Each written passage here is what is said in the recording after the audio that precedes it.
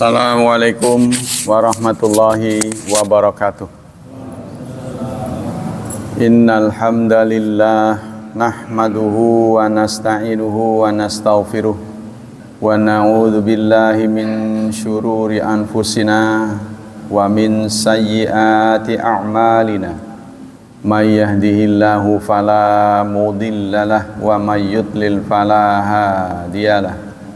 Asyhadu an la ilaha illallah wa asyhadu anna Muhammadan abduhu wa rasuluh la nabiyya ba'dah. Allahumma salli wa sallim ala nabiyyina Muhammad sallallahu alaihi wasallam wa ala alihi wa sahbihi wa man sara ala nahjihi ila yaumiddin, amma ba'd. Ayo ikhwah, kita lanjutkan kajian akhlak masih di seputar al-haya yang artinya malu. Aqwalus salaf wal ulama fil haya. Nasihat-nasihat ulama tentang sikap malu. Qala Umar radhiyallahu an. Berkata Umar, sahabat Umar radhiyallahu an, "Man qalla haya'uhu qalla wara'uhu." Barang siapa yang kurang malu, enggak malu, maka dia tidak akan wara'i. Wara'i itu apa? Wara'i itu adalah menghadapi pilihan halal dan haram. Ya, kita dihadapkan pada dua benda, yang halal dan yang haram. Lalu memilih yang halal. Itu namanya wara'i. Kalau zuhud, dihadapkan pada pilihan halal satu, halal dua. Ya, lebih dari satu zuhud. Lalu memilih yang sedikit. Jadi kalau sudah cukup satu, jangan dua. Sudah cukup dua, jangan tiga. Itu zuhud, halal dan halal. Tapi kalau wara'i, halal dan haram, maka memilih yang halal. Contoh, ya, kita di tempat ramai atau yang biasanya kantor atau ya di tempat yang di situ kumpul banyak orang, ada makanan atau benda yang kita belum tahu secara jelas siapa atau statusnya halal apa haram, maka kita bertanya, kita cari tahu. Itu namanya wara'i. Kalau kita meragukan sesuatu, apa ini halal apa haram, maka kita tinggalkan.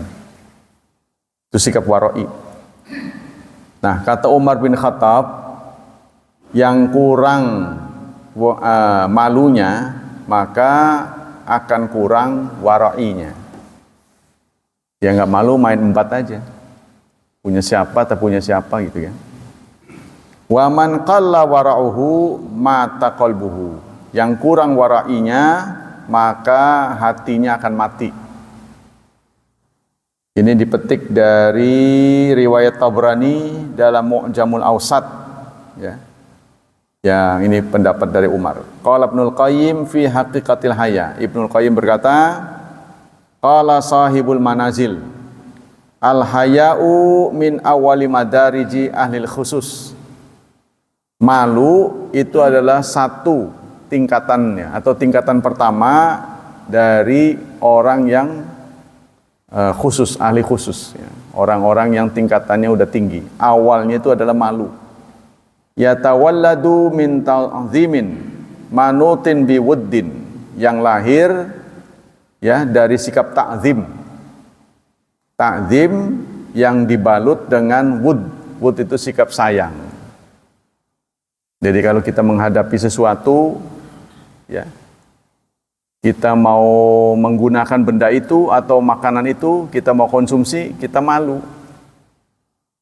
Ya, siapa tahu kita melanggar hak orang lain gitu. Nah, itu sikap malu begitu. Innama ja'al haya min awwali madarij al khusus lima fihi min mulahadzati hudurin man yastahyi minhu. Seseorang menjadikan malu sebagai tingkat awal untuk menuju tingkat-tingkat berikutnya karena melihat ya, atau memikirkan Allah senantiasa hadir. Jadi malu kepada Allah gitu. Khawatir kita mengkonsumsi atau merampas hak orang lain. Wa awalu suluki ahli khusus ayyarul haq subhanahu wa ta'ala hadiran ma'ahum. Awalnya suluk, awal tingkatan ahli khusus, ya, orang yang levelnya sudah tinggi, adalah senantiasa melihat Allah hadir bersama mereka. Nah, inilah awal dari sikap takwa. Takwa itu adalah kesadaran yang mendalam bahwa Allah hadir. Ya, sehingga nanti akan lahir dari sikap takwa itu sikap-sikap berikutnya yang positif. Wa alaihi bina usulukihim. Karena itu dengan sikap malu inilah, ya, terbina suluk. Suluk itu tindak tanduk. Wa qawluhu inna yatawalat min ta'zimi manutin budin, yakni an lahaya halatun hasilatun min imtizazi ta'zim bil wamaddah. Maksudnya malu itu adalah suatu sikap yang lahir dari campur, ya, campur sikap ta'zim. Ya, ta'zim menghormati serta sayang. Sayang kepada sesama, khawatir hak orang lain dirampas. Wa idza tarana tawalada bainahuma al-haya. Apabila keduanya menyatu, yaitu ta'zim, sikap menghormati orang, ya, serta sayang, maka akan timbul malu. Wal Junaid yaqul, Al Junaid seorang ahli, ya, ahli kerohanian, mengatakan inna tawalludahu min musyahadatin ni'am wa ru'yati taksir. Malu itu timbul karena musyahadah, menyaksikan nikmat yang Allah berikan kepada kita banyak, serta melihat kekurangan. Karena kita sadar nikmat yang Allah berikan banyak, terus kekurangan kita nggak sepadan lah dengan pemberian Allah. Ini menimbulkan sikap malu. Wa minhum may yaqul tawaluduhu min syu'uri qalbi bima yustahya minhu fa yatawalladu min hadhi syu'ur wa nufrah. Sebagian ulama mengatakan timbulnya sikap malu itu dari hati. Dari hati malu terhadap Allah Subhanahu wa taala, bima yustahya minhu. Fayatawalladu min hadhi syu'ur wa nufrah. Maka lahir dari sikap malu ini, ya, perasaan apa yang kata orang tuh nggak mau gitu. Ya, artinya enggan, ya, perasaan enggan, segen gitu. Nah, ini panjang sekali. Kata Fudail bin Iyad, khamsun min alamatis syaqawah. 5 alamat syaqawah, kemalangan, ketidakberuntungan. Ada 5 ciri ketidakberuntungan. 1, al-qaswa fil qalbi, hati yang keras. Yang dinasehati nggak bisa, ya. Itu akan menimbulkan ketidakberuntungan. Yang kedua, jumudul ain. Jumudul ain, hati yang beku. Kalau tadi hati yang keras, ini ain ini sebenarnya mata, ya. Mata yang jumud, jadi nggak belajar dari yang dilihat. Yang ketiga, qillatul haya, kurangnya sikap malu. Wantennya ini wanten yang tidak terukur, namanya sembrono, ya, main nyelonong aja gitu. Yang keempat, ya, waraghba fid dunya, sangat rakus dalam urusan dunia, watulul amal, dan angan-angan yang panjang. Nah, ini bahasa-bahasa tasawuf sebenarnya. Tapi nggak harus bertasawuf, kita juga insya Allah hatinya bisa jernih, ya. Qala Abu Ubaidah An-Naji, sami'tul Hasan yaqul. Kata Abu Ubaidah An-Naji, aku mendengar Hasan mengatakan, al-haya wa taqarrum khislatani min khisali khair. Dua sikap yang baik itu haya sikap malu dan takarum, ramah. Ramah dan malu ini dua sikap yang baik. Lam yakuna fi abdin illa rafa'ahallah azza wa jal bihima. Tidak ada dua sikap ini dijalani oleh seseorang kecuali Allah akan memuliakannya. Wa qala Ibnu Atha al-ilmul akbar al-haibatu wal haya. Kata Ibnu Atha. Ibnu Atha ini kalau salah pengarang hikam ya. Yaitu dua ilmu yang besar, yaitu hebat, kehebatan sehingga dikagumi orang ya. Apa yang membuat, kalau Rasulullah kan punya mukjizat. Apa sesuatu yang dikagumi orang lain dari diri kita? Ini kita harus gali potensi diri ya. Kehebatan itu. Yang satu kehebatan, yang kedua malu. Jangan malu-maluin ya. Malu. Fa idza dhahabatil haibat wal haya lam yabqa fi khair. Kalau tidak tersisa, maka habislah kebaikan pada seseorang. Nah, ini ungkapan-ungkapan para ulama. Wa qala Dhunnun Musri. Wa qala Dhunnun al-Misri. Nah, berkata Dhunnun Mesir ya, yang di Mesir. Al-haya wujudul haibat fil qalbi. Malu itu karena adanya sikap hebat yang ada dalam diri. Malu, ada sesuatu pada diri kita. Jadi kompas hati kita itu masih normal, merespon gitu ya. Istilah kompas itu kalau ada besi dia masih goyang gitu kan. Merespon luar, respon luar kan. Malu itu terjadi kan respon di luar ke dalam diri kita. Tapi kalau kita sudah tidak bergerak kompasnya, lah itulah berarti malunya sudah tidak ada. Ma'awihsyatin ma sabaqa minka ila rabbika ta'ala. Karena wuhsyat itu merasa sepi, ya, kesepian atau malu terhadap apa yang pernah terjadi pada diri kita. Wa qala Abu Utsman man takallama fil haya wa la yastamin Allah azza wajal fi ma takallama fa huwal mustadraj. Kata Abu Utsman, barang siapa yang suka membicarakan soal malu, tapi dia tidak malu dari Allah, malunya bukan malu syariat, ya, maka dia termasuk mustadraj, orang yang mendapat istidraj. Artinya orang yang sedang diuji oleh Allah. Dia bicara malu, ya, tapi bukan malu yang syar'i, gitu ya. Wa qala Jariri ta'amalal qurun awal minan nas fima bainahum biddin. Orang-orang dahulu, generasi pertama, kalau ngobrol pasti ngobrol agama. Orang-orang dulu. Hatta raqaddin, sampai kemudian masalah agama membuat masalah yang jenuh, yang bosan, mereka bosan bicara agama. Lahir generasi kedua. Summa ta'amal quruntsani bil wafa. Mereka cerita tentang menepati janji. Profesional, menepati janji. Itu generasi kedua. Hatta zahabal wafa. Kemudian mereka juga jenuh untuk menjadi orang yang jujur ya.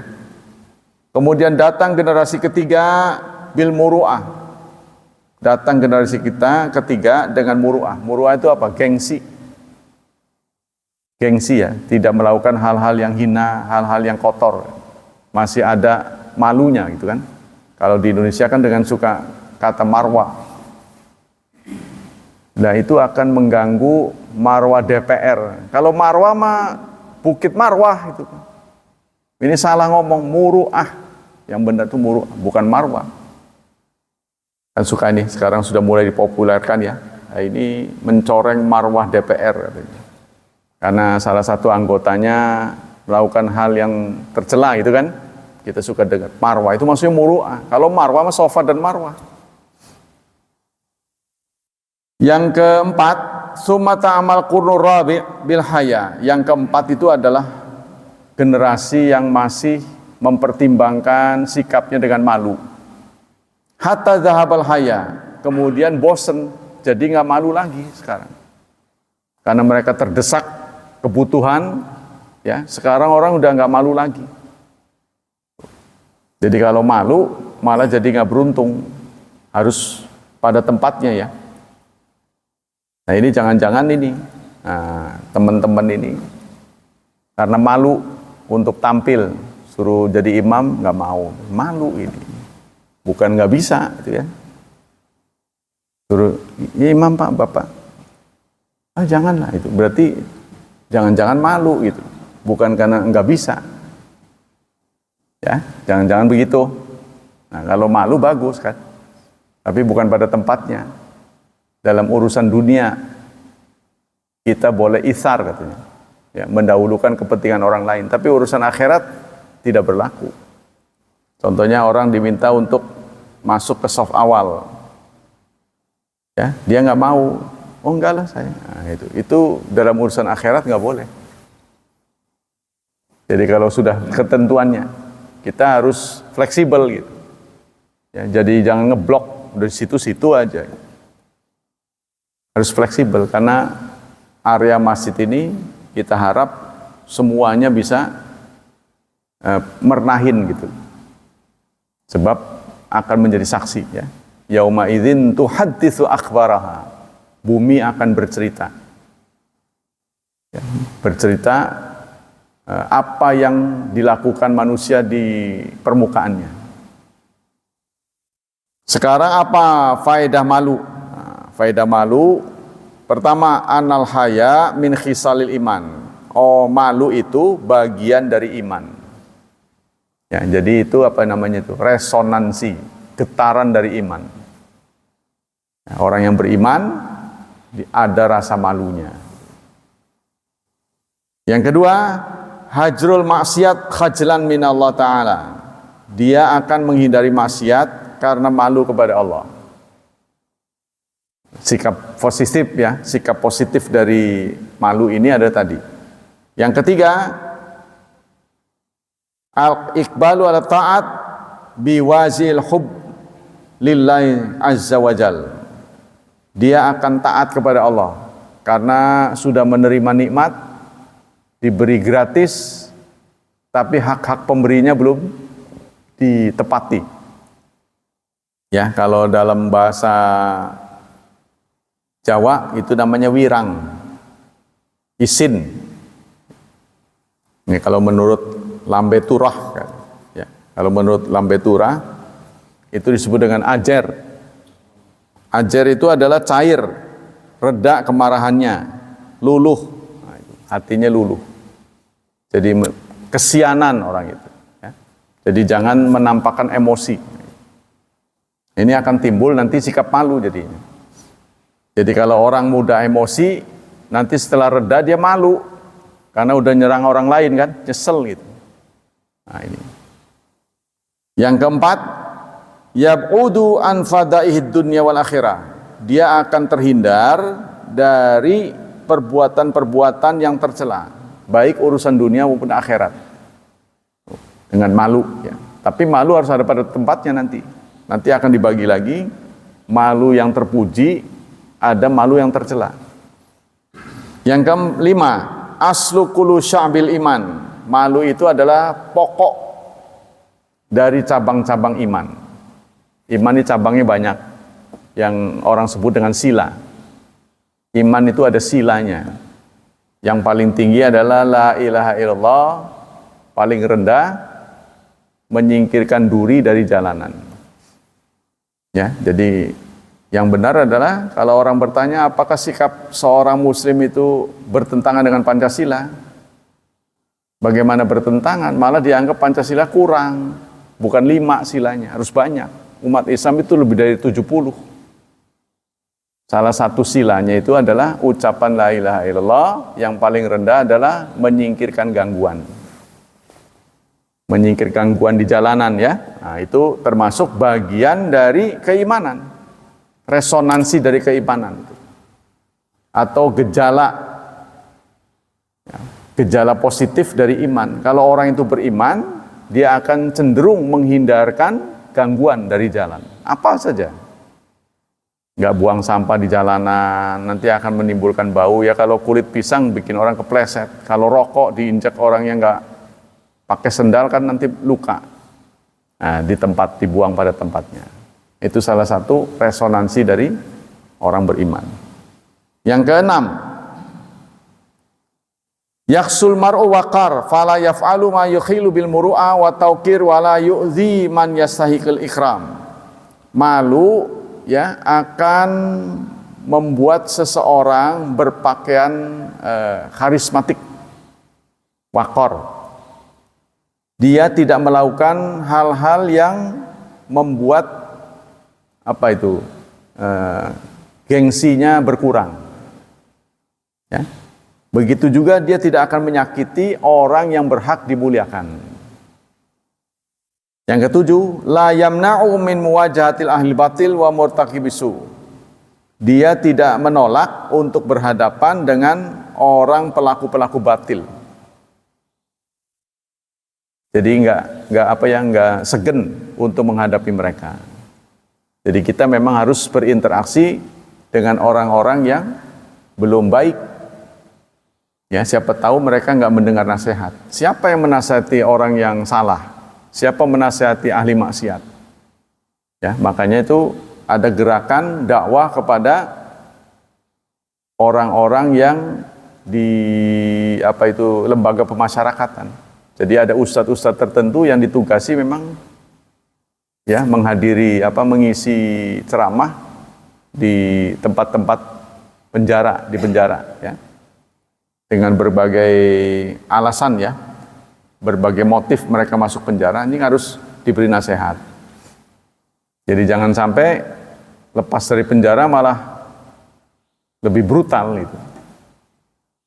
Karena perlakuan yang tidak manusiawi. Tapi rata-rata orang di penjara itu kalau soleh ya dia rata-rata taubat.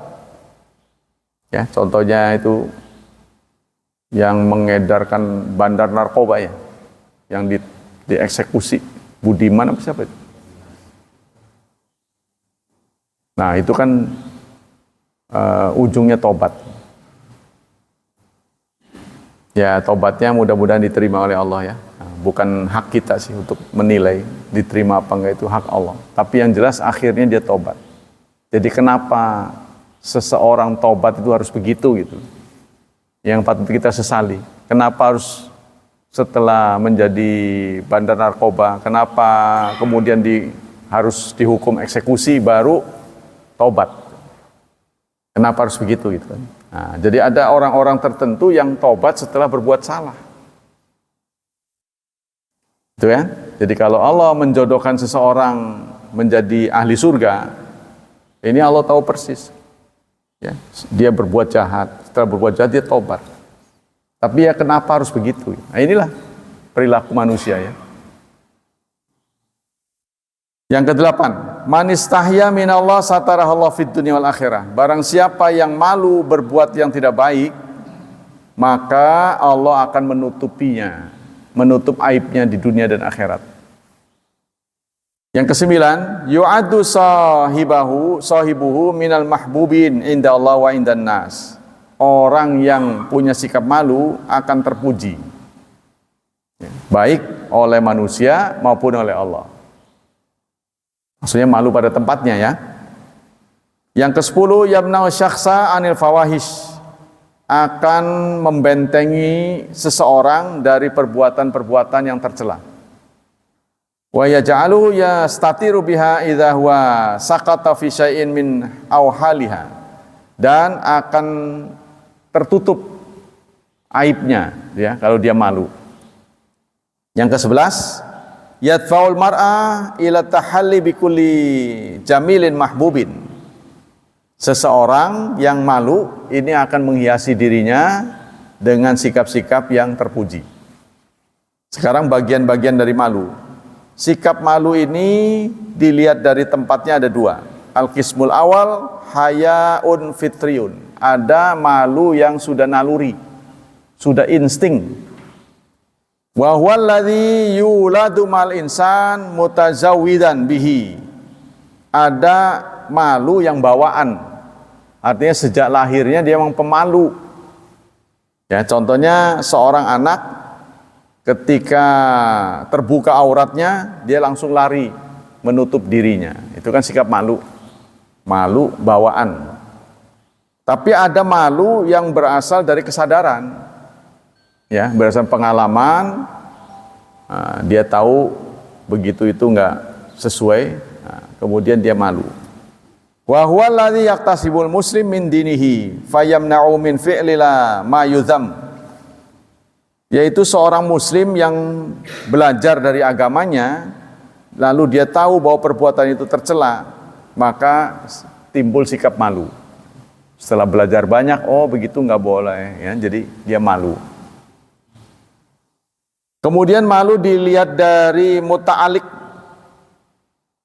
apa segi syar'i atau enggak, ada dua macam. Pertama, malu yang syar'i, wa huwa alladhi yaqwa ala wajhil ijlal wa ihtiram wa huwa mahmud. Yaitu malu urusannya dengan Allah. Tercela apa enggak? Tercela atau tidaknya ini menurut Allah gitu.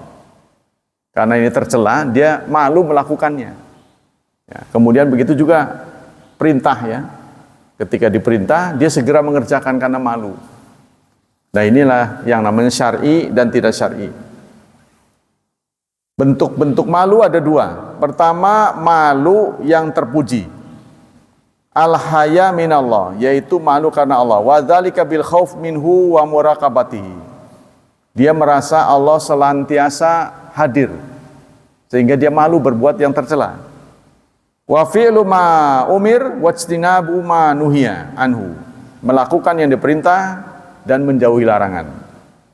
Wa ayasyal mu'min ayyarahallah haitsu nahahu wa hadzal haya yamna'u sahibahu min tirkabil ma'asi wal atham li'annahu murtabitun billah yaraqibu fi hilli wa tirhalihi. Malu dilihat Allah dalam keadaan yang tidak terpuji. Ya, jadi ini malu seperti ini, malu yang mahmud, yang terpuji. Yang kedua, al-haya minal malaikat, malu kepada malaikat. Wa dzalika indama yastasir mu'min bi anal malaikata ma'hu yuwafiqhu, karena dia sadar di kanan kirinya ada malaikat. Fi kulli awqati, di setiap waktu. Wala yufarriqunahu ila indama ya'til ghaita, tidak berpisah dengannya kecuali saat dia datang ke toilet.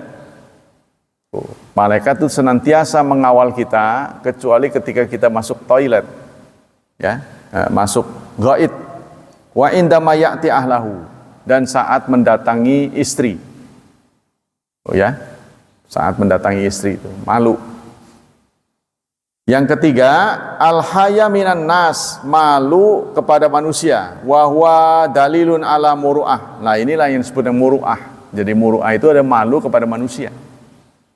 Fal mu'min yastahi ay yu'dhiyal akharin. Seorang mukmin malu menyakiti sesamanya. Sawa'un bilisanihi au biyadihi, baik dengan lisannya, jadi tidak mengeluarkan kata-kata yang menyakiti orang, ya. Yang kedua dengan tangannya. Fala yaqul qabiha, dia tidak akan mengucapkan kata-kata yang menyakiti. Wala yatalafadz bisu, tidak melafadzkan kata-kata yang buruk. Nah, dari mana dia tahu itu buruk atau tidak? Ya pendidikan. Ya, karena walaupun dia tidak niat, tapi karena kurang ilmu bisa dimaknai jelek. Ya, contohnya kepada orang yang tua, ditegurnya nggak makan, orang Madang, nggak menggunakan kata yang halus, dia nggak tahu bahwa itu, dia tahu makan. Di Jawa ini kan ada 3 level, ya, boten dahar, kalau bot apa itu kalau sudah tuang. Jadi harus belajar mana yang halus, mana yang enggak. Karena dia nggak tahu menggunakan kata yang kasar. Nah, kata-kata yang menurut dia baik, tapi ternyata diterima tidak baik. Karena ini perlu ilmu kan. Kalau kita datang ke satu daerah, maka kita sepakat menggunakan bahasa Indonesia. Supaya menghindari hal-hal seperti itu. Sebab kalau kita nggak tahu di daerah, kita nggak tahu, bisa tersinggung orang. Kemudian bentuk-bentuk malu yang tercela. Ya. Al-haya fi talabil ilmi. Pertama, malu menghadiri kajian. Idza ta'alaqal haya bi amrin diniyin yamnal haya minas su'al. Malu bertanya, ya. Contohnya malu bertanya. Udah tahu nggak bisa-bisa itu. Nggak bisa, nggak mau nanya. Karena malu. Malu didengar tidak benar, ya. Malu ketahuan, tuh. Ketahuan modalnya itu. Itu malu ini malu yang tercela.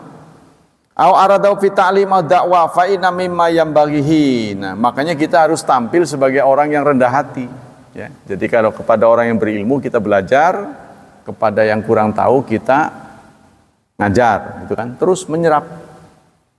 Ya, nggak usah sungkan gitu. Karena kita sadar namanya manusia itu tidak langsung instan pinter kan. Ya, kita harus penahapan. Wa mudafatu hadzal haya alladhi yamna'u min at-tahsil ilmi aw ad-da'wa ila Allah sawa'an inda rijal aw nisa. Faqad warada anna Ummu Sulaim radhiyallahu ja'at ila Rasulillah sallallahu alaihi wasallam. Dicontohkan oleh Ummu Sulaim datang kepada Rasulullah. Faqalat, lalu dia berkata, "Ya Rasulullah, wahai Rasulullah, innallaha la yastahyi minal haq." Allah tidak malu untuk menyampaikan kebenaran. Fahal ala mar'ati min ghuslin idza talamat. Ummu Sulaim memulai pembicaraannya dengan begitu, memulai pertanyaannya. Allah tidak malu untuk menyampaikan yang benar. Saya ingin bertanya hal yang memalukan, singkatnya begitu. Ya, kalau yang nggak siap dengar ini akan memalukan. Apa perempuan wajib mandi kalau dia mimpi bersetubuh? Ini kan hal yang memalukan. Ditanyakan seorang perempuan kepada Rasulullah. Qala Nabi sallallahu alaihi wasallam, Nabi menjawab, idza ra'atil ma. Benar jika dia melihat cairan. Nah, ternyata cairan ini bukan mani, ya, tapi lubrikasi, cairan pelumas. Tuh, ciri-ciri mani itu nyemprot, ini enggak nyemprot. Nah, ini banyak ditafsirkan oleh ahli-ahli fikih itu dengan mani. Ya, kalau melihat mani. Padahal Rasulullah tidak menyatakan mani, cairan. Faqattat Ummu Sulaim ta'ni wajhaha. Lalu Ummu Sulaim menutupi wajahnya, saking malunya. Wa qalat ya Rasulullah, wa tahtalimul mar'ah? Ya Rasulullah, apakah perempuan juga bermimpi? Apa ada kemungkinan perempuan bermimpi bersetubuh? Ummu Sulaim sampai nanya begitu. Naam. Ya. Taribat yaminuk. Semoga Allah memberkahimu. Fima yushbiha waladuha. Bagaimana mungkin perempuan gak keluar? Kenyataannya ada anak yang mirip ibunya. Itu kata Rasulullah. Ya, fima yushabbihu waladuha. Bagaimana anak kok bisa mirip ibunya? Kalau memang dari tubuh perempuan gak ada yang keluar. Ya, ini kan di zaman dulu ya. Rasulullah zaman ilmu belum semaju sekarang. Itu sudah ditanyakan oleh Ummu Sulaim. Apa perempuan juga keluar ya Rasulullah? Ya mungkin dia menanyakan ini, gak kerasa itu kan. Jadi banyak perempuan-perempuan yang melayani suaminya itu hanya sebagai tugas. Hanya sebagai kewajiban. Dia sendiri gak ngerasain apa-apa. Gitu. Tidak mendapat hak gitu. Nah ini karena suaminya egois. Ya, semua egois. Jadi setelah hajatnya selesai dia tidur. Kecenderungannya gitu kan. Karena akan timbul rasa kantuk tidur, ngorok. Istrinya belum puas, belum dapat apa-apa. Udah selesai. Dan begitu terulang. Jadi pantesan Ummu Sulaim itu jawab begitu. Apa kerasa gitu ya? Apa yang didapat oleh perempuan itu? Kalau sekarang kan perempuan berani, makanya dia menggugat. Seperti khitan pada perempuan itu digugat, dianggapnya mutilasi. Dianggapnya mutilasi khitan pada perempuan oleh dunia modern. Kalau khitan pada laki-laki diakui. Ya, dari sisi kesehatan. Tapi kalau dari perempuan dianggap mutilasi karena yang dipotong itu justru artinya bagian tubuh yang bisa mendapat kenikmatan gitu. Oh, dipotong gitu loh. Nah, itu mereka jadi kecewa perempuan-perempuan itu. Nah, rahasianya itu sebenarnya cuma diseset saja. Bukan dipotong tapi diseset saja.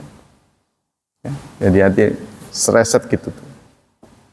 Tapi oleh kita dipotong, sehingga yaitu sama dengan telinga, dipotong kan jadi nggak bisa menjadi alat, tidak berfungsi. Ya, ini karena kurang pengetahuannya bidan-bidan ya, nah, bidan-bidan itu nggak tahu. Harusnya mereka yang merasakan. Nah, makanya orang, jadi kata ahli-ahli ulama, khitan kepada perempuan ini membutuhkan keahlian lebih daripada khitan kepada laki-laki. Ya, karena laki-laki itu kelihatan memang untuk menghindari penumpukan kuman ya. Jadi lipetannya itu dibuka. Kalau perempuan nggak ada yang manfaat begitu, nggak ada gitu. Tuh kan? Nah, karena di khitan berarti anggota tubuhnya yang semestinya menjadi hak perempuan untuk menikmati sama dengan lidah lah, dipotong gitu. Jadi kan dia nggak bisa ngerasain asin gitu. Maksudnya begitu. Ini sebuah kejahatan gitu.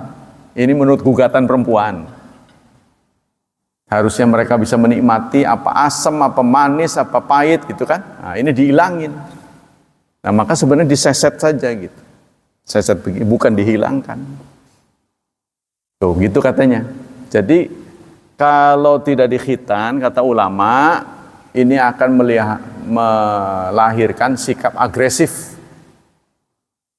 Tuh, kalau dikhitan, dipotong, dimutilasi, ini akan menghilangkan rasa. Sama dengan lidah dipotong, jadi nggak bisa ngerasain asin apa-apa gitu. Nah, ya tuh ya, jadi cenderung dingin. Nah, jadi akan tampil itu tadi sikap-sikap ya sekedar melayani suami, nggak ada rasa gitu. Gitu tuh. Qala Mujahid, faqatat waqalat ya Rasulullah, tadi ya sudah hadis Rasul. Dari Mujahid, qala inna hadzal ilmu la yata'alamu mustahin wala mutakabbir.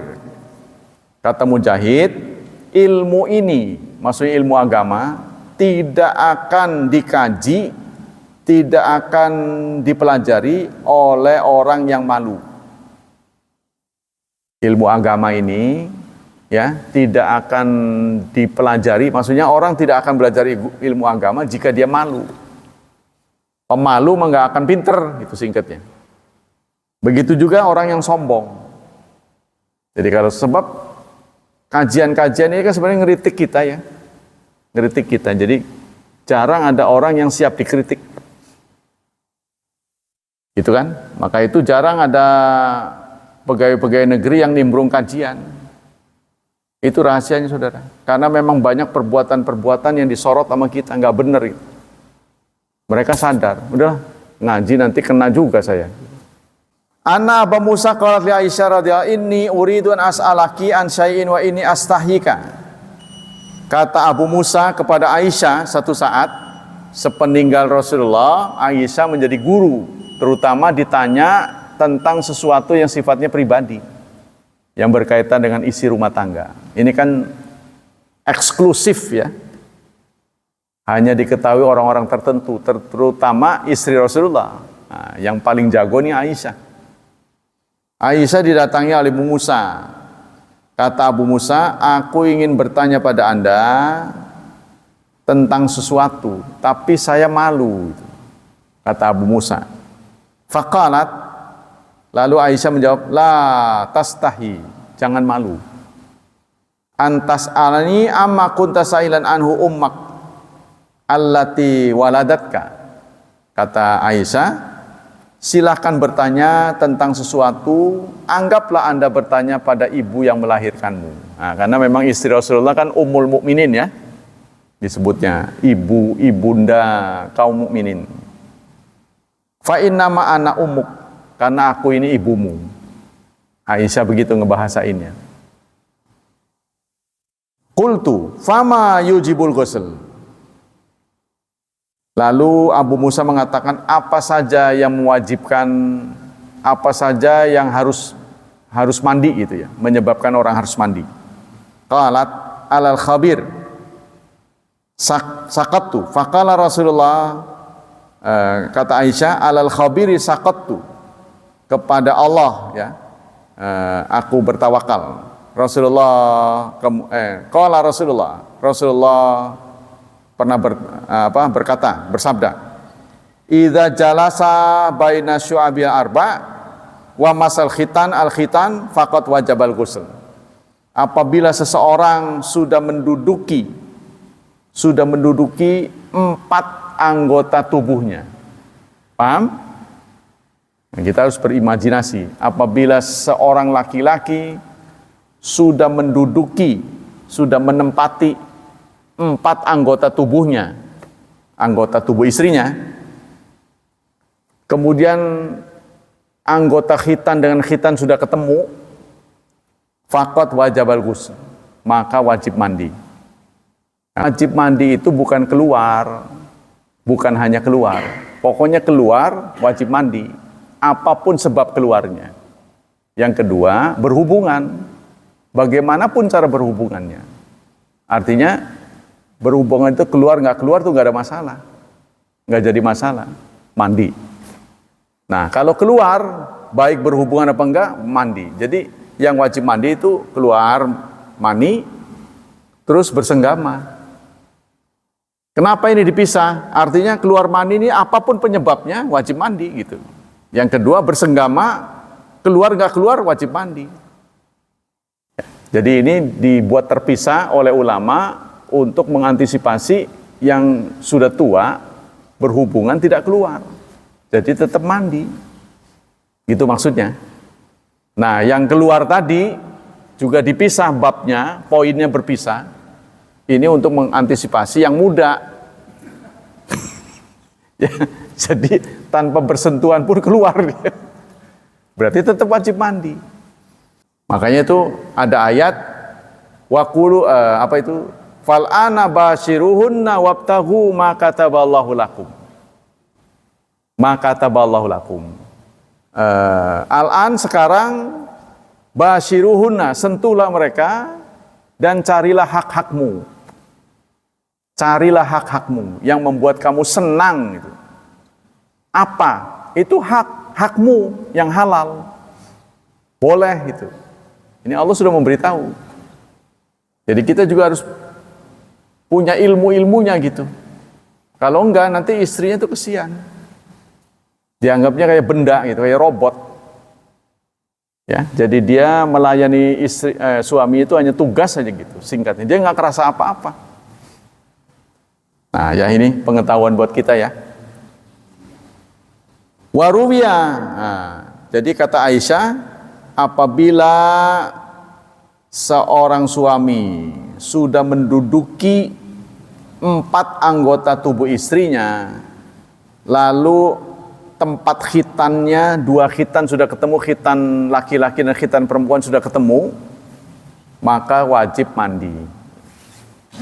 Ya ini saya mengerti ini kok sampai begininya, nggak tahu itu. Saya dapat pertanyaan dari orang tua itu, saya paham, oh ya mungkin ini Abu Musa juga udah tua.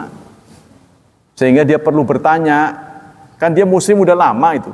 Kok setelah Rasulullah masih tanya Aisyah, ya mungkin dia menginjak usia tua gitu. Rasulullah sudah nggak ada, kan nggak ada yang ditanya. Maka dia tanya. Kalau dulu-dulu Rasulullah menyatakan keluar mani kan, nah, dia nggak tahu kalau nggak keluar mani bagaimana ya. Gitu. Maka tanya pada Aisyah, malu sebenarnya.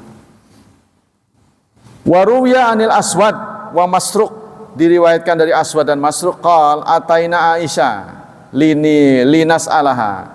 kami suka datang kepada Aisyah untuk menanyakan mubasyarah lisaim, hubungan menyentuh istri saat puasa. Pokoknya yang nanya kepada kepada istri beliau Ummul Mukminin Aisyah, ini hal-hal yang sifatnya hubungan dalam rumah tangga. Artinya berita-berita eksklusif lah, yang mungkin hanya dimiliki oleh Aisyah. Kami ingin bertanya bagaimana menyentuh istri saat puasa. Maksudnya bukan hubungan seksual, ya, Bu. Contohnya mencium, berpelukan, kan eman tuh. Boleh nggak di bulan puasa ini, boleh nggak? Mau tanya malu gitu kan? Fastahyaina, maka kami malu. Ini sahabat-sahabat ini. Fakumna qabla an nas'ala, maka kami malunya itu ditunjukkan dengan berdiri lama. Jadi di depan pintu lama berdiri. Nanya enggak apa itu. Jadi mereka itu memberi kesempatan supaya ditanya itu, mau apa gitu. Jadi mau mulai itu malu gitu. Famasyaina la adrakam. Lalu kami berjalan-jalan ya muter-muter di rumah Rasulullah. Coba mau nanya itu malu, mikir-mikir, ya, gimana ya? Kalau nggak nanya nggak tahu itu. Jadi muter-muter di rumah Rasulullah nggak tahu berapa kali gitu. Sumakulna ji'na linas alaha an hajatin summa narji qabla an nas'alaha. Kami kemudian menanya-nanya yang lain. Mau nanya ke lebah itu malu lagi, pulang dulu. Waduh, mikir-mikir, ngomong gimana ya? Nanti datang lagi, warawiri nanya, warawiri, kan curiga pasti Aisyah. Mau nanya apa sih gitu kan? Ceritanya gitu. Ya Ummul Mukminin. Akhirnya keluar juga. Wahai Ummul Mukminin, inna ji'na, kami datang ke sini linas alaki, untuk bertanya kepada Anda an syai'in, tentang sesuatu. Sebenarnya kami ingin menanyakan sesuatu. Fastahyaina, lalu kami malu. Fakumna, maka kami berdiri, nggak nanya nggak apa. Tadi kami berdiri lama itu ya begitu, malu nih mau ngomongnya. Faqalat ma huwa, apa? Yang kalian mau tanyakan apa? Salah amma badalakuma, karena yang nanya ini orang dua aja. Silahkan kalian bertanya. Qulna akana Nabi sallallahu alaihi wasallam yubashir wa wasaib. Nah, kami yang ingin kami tanyakan, Nabi itu bersentuhan gak sama istrinya saat puasa? Maksudnya kalau lagi puasa itu betul-betul misah atau bagaimana? Atau sesekali salaman, berpelukan, mencium, pokoknya selain bersenggama.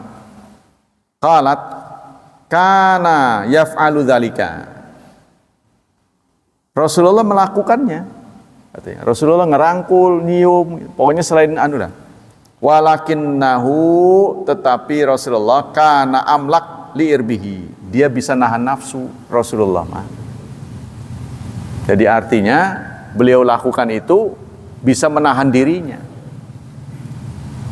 Jadi kana amlaku liirbihi minkum, tetapi Rasulullah orang yang pandai menahan nafsunya daripada kalian. Kalian bisa nggak kayak Rasulullah? Begitu cerita Aisyah. Nah, jadi Rasulullah ya nyium, ya meluk gitu waktu puasa mah. Tapi Rasulullah tahan nafsu. Kalian tahan nggak? Begitu singkatnya Aisyah. Jadi ini kan tergantung kan. Aisyah nggak bisa tahan nggak? Maksudnya orang tuh kalau saking libidonya naik itu kan keluar cairan. Nah, itu bakal begitu nggak? Kalau Rasulullah mah nggak gitu. Oh ya, nah ini cerita dari Aisyah. Al-haya aminal arm. Yang kedua, malu yang tercela. Malu menyuruh yang ma'ruf dan melarang yang mungkar. Karena boleh jadi lawannya itu kenalan kita. Ketika dia salah, kita malu mau negurnya. Semestinya ya hubungannya dengan Allah, bukan takut kepada manusia. Contohnya masuk bulan Ramadan, ini kan perintah Allah suruh puasa, tapi ada orang yang berpuasa karena malu pada manusia gitu, ya, takut tetangga pada jadi nyumput di akhirnya. Nah ini malu yang tidak benar. Jadi malu menimbulkan takut jadinya. Jadi berbaur jadi satu. Gitu. Antara takut dan malu. Kalau takut kan pada ancaman. Kalau malu itu bukan karena ancaman. Tapi karena merasa nggak enak aja gitu. Malu tempatnya lebih tinggi daripada takut. Jadi kalau malu itu lebih pada segen. Ya, lebih segen. Contohnya kita kepada anak. Kita butuh, kita bisa merampas itu bisa, karena harta anak harta kita, tapi kita segen. Nah itu malu itu lebih tinggi daripada takut. Kalau takut kita khawatir pada ancaman ini lawan kita, oh takut dia marah gitu. Gitu. Kalau malu kita segen, nggak enak hati itu malu. Jadi malu peringkatnya lebih tinggi daripada takut. Jadi kata fikih munakahat Pak, yang membutuhkan pelepasan birahi itu bukan alat vital dengan alat vital. Nih, ya, yang membutuhkan pelampiasan itu bukan alat vital dengan alat vital, tapi tangan ya butuh tangan, mulut butuh mulut, gitu. Kaki butuh kaki. Jadi kaki kita ini juga butuh pelampiasan, bukan di bagian itunya aja. Jadi kakinya juga ngerekol apa tuh? Kalau memeluk dengan kaki apa namanya? Tangan. Nih, kalau dalam fikih munakahat yang butuh pelampiasan birahi itu bukan senjatanya saja, bukan vitalnya saja. Mata juga butuh. Jadi mata diadu dengan mata, mulut dengan mulut, hidung dengan hidung. Begitu semua sekujur tubuhnya. Jadi bukan datang, yo tak adu yo. Jadi seakan-akan robot gitu. Itu rahasianya Pak. Ya jadi sudah, ini bahasa menggerayangi 4 anggota tubuhnya, kemudian khitan dengan khitan bertemu, maka wajib mandi. Terlepas apakah keluar apa enggak. Gitu. Ya, jadi pokoknya ketemu itu sudah wajib mandi. Yang kedua keluar wajib mandi. Jadi kalau dua-duanya jadi satu, ya kau mau pisah. Gitu Pak maksud. Demikianlah hadirin hafizani wa hafizakumullah. Semoga Allah melipat gandakan pahala kita. Semoga Allah tetap melindungi dan menyelamatkan kita dari wabah dan fitnah, dari syubhat dan syahwat, serta Allah berkenan mentakdirkan anak kita menjadi anak-anak yang saleh dan salihat. Subhanakallah wa bihamdik asyhadu alla ilaha illa anta astaghfiruka wa atubu ilaik. Wassalamualaikum warahmatullahi wabarakatuh.